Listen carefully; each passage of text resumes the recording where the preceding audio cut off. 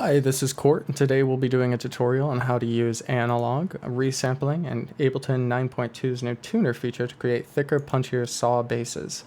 So let's just jump into it. Here's the default setting of analog. Sounds a little beep, beep, beep, beep, beep, but let's just pitch it down to see what it sounds like as a bass. Not super punchy, lacking a lot of mids. Part of the punchiness problem is this amplitude curve, so let's change it and see if we can make it have more punch.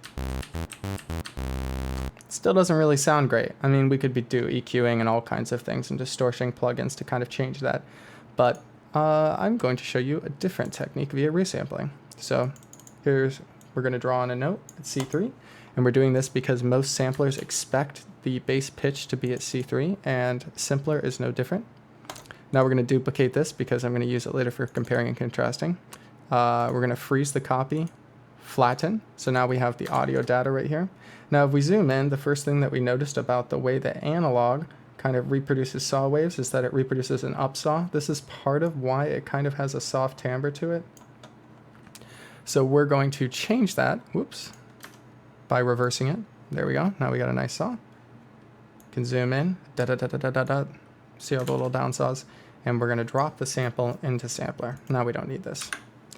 All right, zooming in. Let's turn up the volume a little.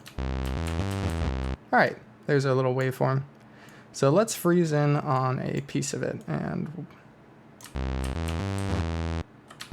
now we can see it's not looping, so let's loop it. So you hear that little click as the cycles restart. That's because it's not folding on an even cycle, and I happen to like that. It kind of makes basses sound gritty and interesting, so we're gonna kind of build that into our patch. And let's get this up at C3. Okay.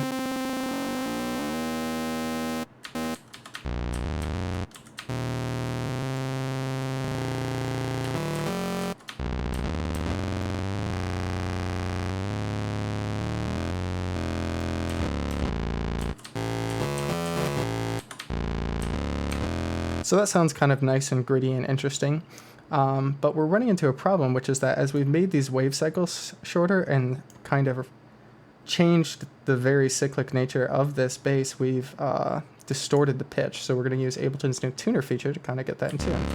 So this should be a C, and it's showing A, so let's just tune it up, and then detune it until it's in tune. Bam! You know, I really like Ableton's new tuner just because it just works. Like, yeah, I've used a lot of tuners and things, and I've used EQs to tune, and God, it's a pain in the butt. And this thing, I mean, it just works every time.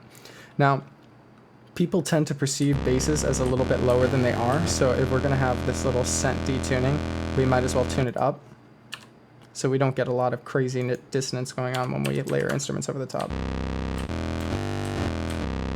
There we go. There's our bass. So now you're still saying to yourself, it's sounding kind of junky, and that's because we haven't really brought out the interesting things with the EQ. So I'm going to additively add a mid scoop. Listen to how interesting that sounds. Got a nice little saw bass going. Now, the final step is to compare and contrast with what analog saw sounds like underneath the same EQ curve. As you can see, it's pretty bassy, sounds pretty zzz, but then we go into our nice MIDI punchy bass that we've built within our resampling, and